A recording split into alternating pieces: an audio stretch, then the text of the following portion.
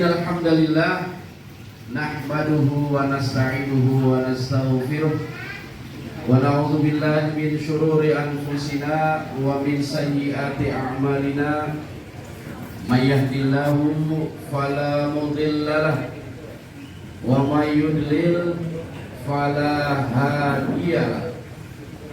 Ashhadu an la ilaha illallah wahdahu la syarika lahu wa ashhadu anna Muhammadan abduhu wa rasuluhu la nabiyya ba'da. Allahumma salli wa sallim ala nabiyyina Muhammadin wa ala alihi wa sahbihi ajma'in, amma ba'd. Qala Allah Ta'ala fi kitabihil karim, a'udzu billahi minasy syaithanir rajim. Bismillahirrahmanirrahim. Ya ayyuhalladzina amanu taqullaha haqqa tuqatih wa la tamutunna illa wa antum muslimun. Wa qala ta'ala aidan wa atimmul hajjata wal umrata lillah. Sadaqallahul azim. Jamaah hadirin wal hadirat yang insyaallah sama-sama mendapatkan rahmat dari Allah Subhanahu wa taala.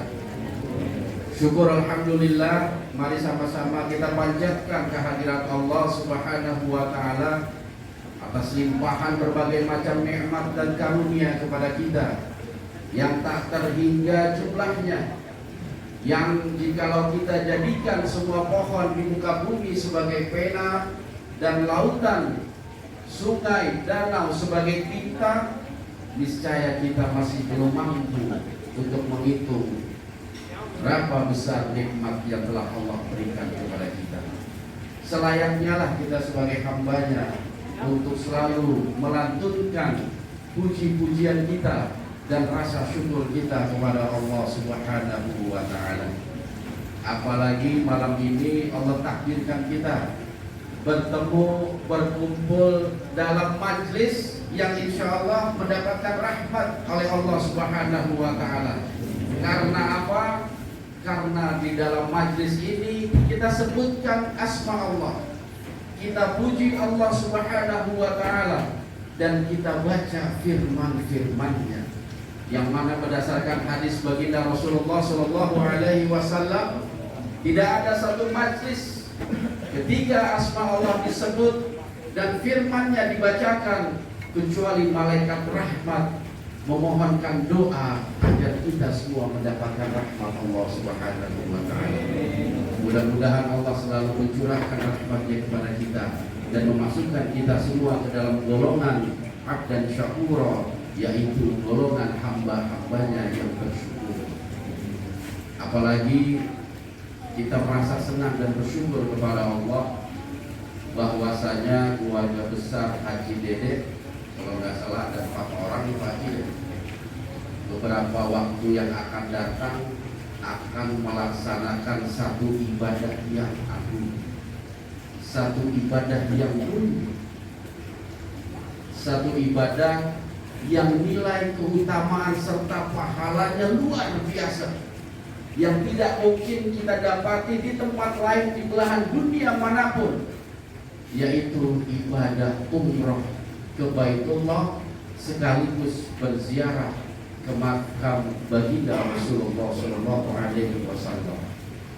Kita doakan mudah-mudahan Haji Dede beserta keluarga Allah berikan pertolongan dan perlindungan, Allah berikan kemudahan dan keselamatan dalam melaksanakan ibadah di tanah suci Mekah nantinya. Dan kita juga meminta kepada Allah Subhanahu wa ta'ala agar Allah pun nantinya kelak memanggil dan mengundang kita menjadi tamunya Allah Subhanahu wa ta'ala. Salawat dan iring salam tak lupa pula kita kirimkan kepada junjungan kita Nabi Allah Muhammad Sallallahu Alaihi Wasallam sebagai suri tauladan kita, seorang nabi, seorang rasul yang telah mendobrak tradisi jahiliyah menuju tradisi Islamiyah yang sesuai dengan apa yang Allah ridhoi. Baginda Rasulullah Shallallahu Alaihi Wasallam telah menegakkan tonggak-tonggak tauhid di kota Mekah, dan syukur alhamdulillah berkat rahmat Allah, berkat kasih sayang Allah, Allah Subhanahu Wa Taala ternyata telah memilih kita dari miliaran umat manusia di dunia ini untuk menjadi bagian dari umat baginda Rasulullah Shallallahu Alaihi Wasallam. Inilah nikmat yang luar biasa yang Allah berikan kepada kita. Nikmat iman, nikmat Islam, dan nikmat menjadi umat baginda Rasulullah Shallallahu Alaihi Wasallam. Selayaknya lah bagi kita yang mengaku dan menyadari sebagai umat Rasul, senantiasa menghidupkan sunnah-sunnah yang telah beliau ajarkan. Kita taati Rasul sebagaimana para sahabat mentaatinya. Sami'na wa ata'na, atas apa yang Rasulullah Shallallahu Alaihi Wasallam ajarkan kepada kita. Hadirin wal hadirat yang sama-sama dimuliakan Allah Subhanahu Wa Taala. Kalau kita berbicara tentang ibadah umrah, umrah merupakan salah satu ibadah yang disyariatkan dalam ajaran kita, ajaran Islam, sebagaimana yang pernah dicontohkan oleh baginda Rasulullah Shallallahu Alaihi Wasallam. Para ulama sepakat yang namanya haji dan umrah adalah syariat Islam. Namun memang dalam perjalanannya para ulama berbeda pendapat tentang hukum melaksanakan umrah. Saya jelaskan sedikit tentang hukum. Jadi para ulama berbeda pendapat tentang hukum melaksanakan ibadah umrah. Untuk mazhab Syafi'i dan mazhab Imam Ahmad berfatwa bahwasanya hukum melaksanakan ibadah umrah adalah wajib, sebagaimana Allah mewajibkan haji. Dalilnya apa yang telah Allah firmankan, wa atimul hajjata wal umrata lillah, dan sempurnakanlah haji beserta umrah atau dan umrah lillah, hanya kepada Allah Subhanahu wa Ta'ala. Berbeda dengan mazhab Malik ataupun mazhab Imam Hanafi, mereka menganggap bahwasanya umrah adalah hukumnya sunnah muakkad. Artinya apa? Sunnah muakkad bukan sunnah sebarang sunnah, tetapi derajatnya hampir mendekati wajib. Sunnah muakkad itu sunnah yang hampir mendekati wajib. Nah, di sini menunjukkan betapa agungnya ibadah haji dan umrah yang telah Allah syariatkan kepada kita. Sehingga dengan keagungan ibadah ini Allah menyediakan keutamaan-keutamaan yang luar biasa bagi siapa saja yang melaksanakan dua ibadah ini, haji dan umrah. Kalau perbedaannya antara haji dan umrah itu sudah jelas. Dari waktunya saja, haji memiliki waktu tertentu yang berada di bulan Zulhijjah. Tetapi kalau umrah bebas, selama 1 tahun kita boleh melaksanakan ibadah umrah. Tapi kalau haji khusus di bulan Zulhijjah. Bahkan ada haji termasuk umrah. Bisa haji dulu baru umrah, bisa juga umrah dulu baru haji. Apa saja sebenarnya keutamaan yang Allah berikan kepada siapa saja yang menegakkan dan melaksanakan ibadah agung ini? Yang pertama sekali, Allah Subhanahu wa Ta'ala menyiapkan pahala yang tiada terhingga bagi siapa saja yang melakukan ibadah di dua masjid agung atau masjid yang mulia. Yang pertama, Masjidil Haram, Baitullah Ka'bah ini kalau kita pelajari sejarah, Nabiullah Ibrahim dan juga Nabiullah Ismail yang membangun atas perintah Allah Subhanahu wa Ta'ala. yang mana bangunan ini sampai detik ini bisa kita lihat, bisa kita nikmati. Jadi Ka'bah ini merupakan bangunan tertua di dunia, ya, bangunan yang tertua di dunia karena dibangun oleh dua nabi mulia yang telah Allah muliakan keduanya. Rasulullah Shallallahu Alaihi Wasallam menjelaskan dalam salah satu hadisnya, siapa saja yang melaksanakan sholat di Masjidil Haram, Allah menyiapkan pahala 100.000 kali lipat dibanding kita melaksanakan sholat di masjid dimanapun di belahan bumi dunia. Bisa dibayangkan sholat 2 rakaat di masjid lingkungan kita dengan 2 sholat 2 rakaat di Masjidil Haram 100.000 kali. Makanya ketika kita melaksanakan ibadah umroh, jangan lupa untuk selalu menegakkan sholat di Masjidil Haram. Karena terkadang saya banyak mendengar jamaah-jamaah yang melaksanakan umroh, setelah umroh di malah shopping, belanja, sehingga meninggalkan sholat. Bahkan mereka ada yang sholatnya di hotel. Ini rugi besar. Allah menyiapkan pahala yang begitu besar. Siapa saja yang melaksanakan ibadah di Masjidil Haram, itu baru sholat. Belum lagi kita melaksanakan ibadah-ibadah yang lain seperti qiraatul Quran. Allah lipat gandakan sampai 100.000 kali. Makanya sekarang kalau ada harga tiket umroh itu sekitar 30 juta dibanding pahala yang Allah sediakan. Dan ini yang harus kita perhatikan, bahwasanya siapa saja yang melaksanakan ibadah umroh bukan saja bagi mereka yang mampu. Kalau kita lihat berapa banyak saudara-saudara kita, sahabat-sahabat kita, kawan-kawan kita yang mereka mampu untuk melaksanakan ibadah umroh secara materi, tetapi sampai detik ini mereka belum melaksanakan ibadah umroh.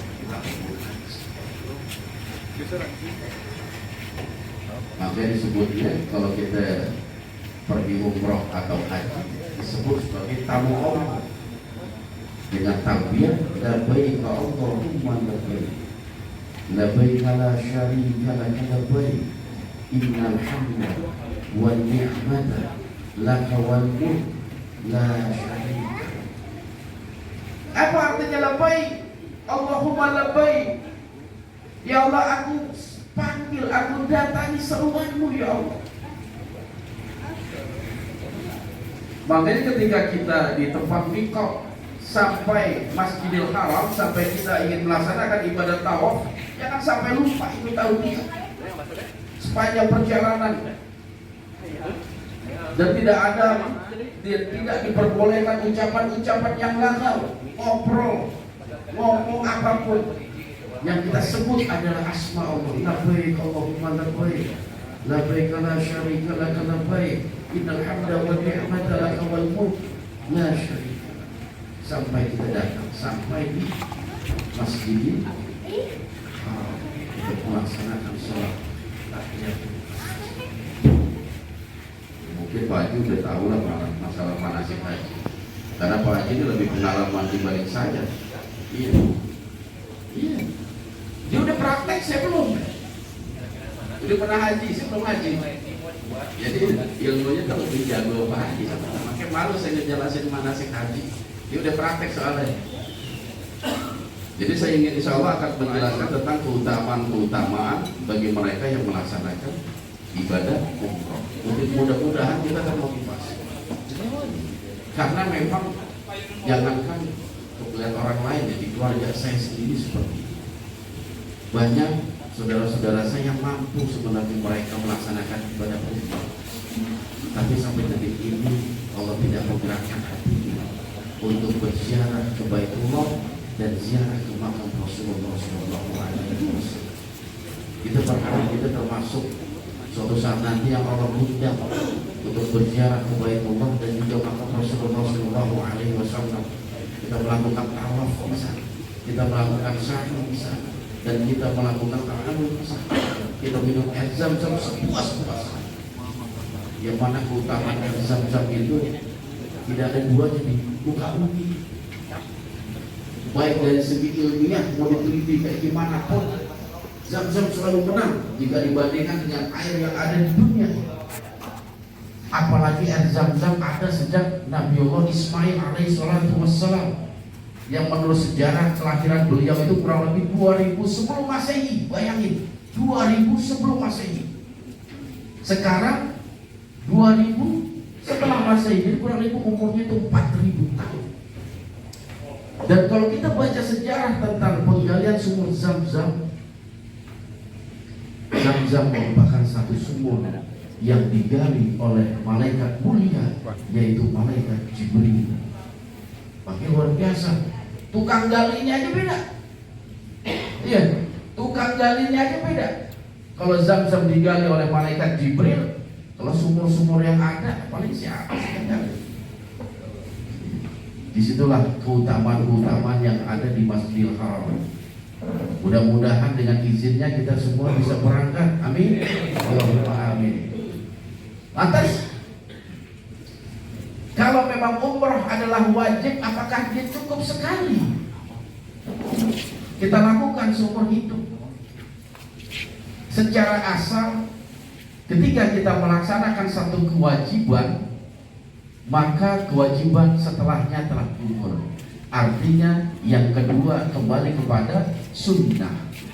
Tetapi ingat sahabat-sahabatku sekalian, Rasulullah SAW pernah bersabda, al-umratu ila umrati kafaratun lima bainahuma wal hajjul mabrur laisa lahu jaza illa jannah. Di sini keutamaannya. Bahwasanya baginda Rasulullah SAW pernah bersabda, al-umratu ilal umrati, antara umrah yang satu dan umrah yang kedua kafarat, di antara keduanya ada penggugur dosa. Antara umrah satu dan yang kedua ada pengguguran dosa. Siapa yang ngaku kita nggak pernah berdosa pada Allah? Coba katakan, yang nggak pernah dosa siapa? Kita dosa semua. Bahasanya itu kita karung dosa yang bisa jalan. Dan Allah Subhanahu wa ta'ala memberikan keutamaan siapa saja yang melaksanakan umrah pertama dan dilanjutkan umrah kedua, dan di antara keduanya kafar, ada penggugur dosa. Ini jaminan dari Allah Subhanahu wa ta'ala bahwasanya Allah akan menghapus dosa seseorang yang melaksanakan umrah dua kali. Artinya apa? Betapa agung ibadah ini sehingga Allah menjanjikan sebuah pengampunan yang luar biasa. Wal hajjul mabrur, sedangkan haji yang mabrur yang diterima oleh Allah Subhanahu wa ta'ala, laisa lahu jaza illa jannah. Tidak ada yang pantas bagi orang yang mendapatkan haji yang mabrur kecuali surganya Allah Subhanahu wa ta'ala. Masya Allah, ini berbahagia orang-orang yang telah berhaji dan mendapatkan haji mabrur. Sudah ada jaminan surga dari Allah Subhanahu wa ta'ala. Dan mudah-mudahan kita semua juga bisa sama-sama melaksanakan ibadah haji. Melaksanakan haji. Amin. Karena keutamaannya itu luar biasa. Allah sendiri yang mengatakan melalui lisan Rasulullah SAW akan membalas siapa saja yang hajinya mabrur, hajinya diterima oleh Allah Subhanahu wa ta'ala dengan balasan surga. Ini bukan kita yang minta, Allah yang sediakan. Makanya surga itu gak perlu diminta. Ya Allah, masukkanlah aku ke dalam surga, gak perlu. Allah paham, Allah tahu jika kau taat kepada aku, surga yang aku kasih, gak mungkin tempat lain. Iya, Jangan minta surga, kita minta agar diri kita selalu taat dan berbakti kepada Allah Subhanahu wa Ta'ala, mendapatkan ridhonya, dan yang terpenting memperoleh ampunannya. Itu yang terpenting.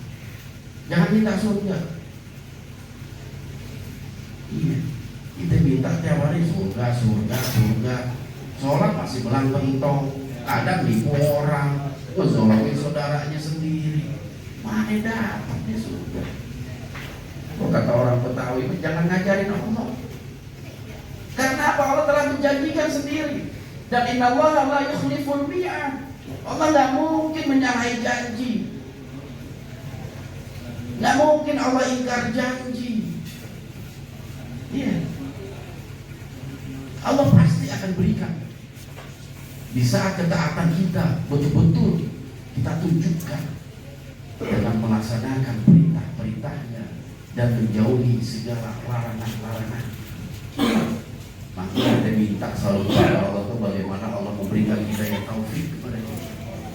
Hidayah taufik itu hidayah kemudahan kita dalam melaksanakan perintah Allah. Karena apa? Melaksanakan perintah Allah pun perlu kekuatan. Perlu kekuatan. Coba kita tanya diri kita masing-masing. Berapa banyak kebenaran yang kita ketahui, kebaikan yang kita pelajari, tapi kita nggak melaksanakan kebaikan itu. Kita nggak lakukan kebenaran itu. Berapa banyak coba? Artinya apa? Untuk melakukan sebuah kebaikan kita perlu kekuatan, dan kekuatan itu hanya milik Allah. Disitulah kita wajib selalu meminta hidayah taufik kepada Allah Subhanahu wa Ta'ala, agar Allah selalu memberikan kemampuan, kekuatan kepada kita untuk melaksanakan perintah, untuk melakukan kebaikan yang diperintahkan, untuk menegakkan kebenaran. Dan berapa banyak dosa yang kita ketahui tapi masih tetap kita lakukan. Berapa banyak kesalahan yang kita tahu ini salah, ini gak benar, ini keliru, tapi kita tetap lakuin. Karena apa? Untuk menghindari sebuah kesalahan dan dosa kita perlu kekuatan. Dan kekuatan itu hanya milik Allah Subhanahu wa Ta'ala. Makanya Rasulullah SAW ketika khutbah Jumat ada satu doa yang beliau tidak pernah tinggalkan. Apa di ayat khutbah keduanya itu? Allahumma arinal haqqa haqqa warzuqna ittiba'ah wa arinal batila batila warzuqna ijtinabah. Itu Rasul selalu berdoa dengan doa itu tiap hari Jumat pada khutbah yang kedua. Makanya di khotib-khotib kita itu banyak baca doa itu. Allahumma arinal haqqa haqqa, ya Allah tunjukkanlah, tampakkanlah yang benar itu benar. Warzuqna ittiba'ah, dan berikan aku kemampuan untuk melakukan kebenaran itu, untuk melaksanakan kebaikan itu. Wa arinal batila batila warzuqna ijtinabah, dan tampakkanlah yang buruk itu buruk, yang salah itu salah, dan berikanlah kami kemampuan untuk meninggalkan kesalahan. Artinya di situ Rasul sadar ketaatan kita kepada Allah, tunduk patuhnya kita kepada Allah, dan terhindarnya kita dari segala dosa karena rahmat Allah, karena hidayah taufik yang Allah berikan kepada kita. Sebagaimana ucapan Nabiullah Yusuf alaihi salatu wassalam ketika diajak oleh Zulaikha untuk melakukan sesuatu yang dilarang oleh Allah. Apa kata Nabi Yusuf? Kalau bukan karena rahmat Allah, aku pasti melakukan itu. Nabi Yusuf menyandarkan perbuatan terhindarnya satu perbuatan dosa karena apa? Karena rahmat Allah. Padahal hatinya sebagai manusia sudah tergoda. Sebagai manusia dia sudah tergoda. Tetapi karena rahmat Allah, Allah jaga Nabi Yusuf agar tidak melakukan perbuatan tercela. Disitulah doa itu sangat penting untuk menjaga aktivitas kita sehari-hari. Allahumma arinal haqqa haqqa warzuqna ittiba'ah. wa arina batila batila warzuqnas tinaba. Jamaah hadirin yang dirahmati Allah Subhanahu wa taala. Kemudian apa keutamaan umroh yang lain? Ini yang mungkin kita belum ketahui. Orang yang pelit alias medit kalau disuruh umroh, apalagi harganya 30 juta 26 juta kita ya, kalau kita 26 juta dia mikir tuh nolnya berapa banyak, ngeluarin duit sia-sia. Padahal siapa saja yang melakukan ibadah umroh maupun haji, Allah bebaskan dari kefakiran. Sebagaimana sabda Rasulullah Shallallahu Alaihi Wasallam dari sahabat Abdullah ibnu Mas'ud radhiyallahu anhu, bahwasanya Rasulullah Shallallahu Alaihi Wasallam pernah bersabda, iringi umrah dengan haji, atau sebaliknya, karena keduanya menghilangkan kemiskinan dan kefakiran. Bayangin, umrah yang puluhan juta, haji yang puluhan juta, malah menghilangkan kemiskinan dan kefakiran. Juga dosa-dosa sebagaimana pembakaran atau hilangnya karat dari besi. Jadi selain Allah menghilangkan kefakiran dan kemiskinan, umrah dan haji pun menghilangkan dosa kita sebagaimana lenyapnya karat pada besi. Dan tidak ada pahala bagi haji yang mabrur kecuali mendapatkan surganya Allah Subhanahu wa taala. Ini luar biasa. Hitungan matematik gimana coba? Kita ngeluarin duit puluhan juta malah bisa menghindari dari kemiskinan.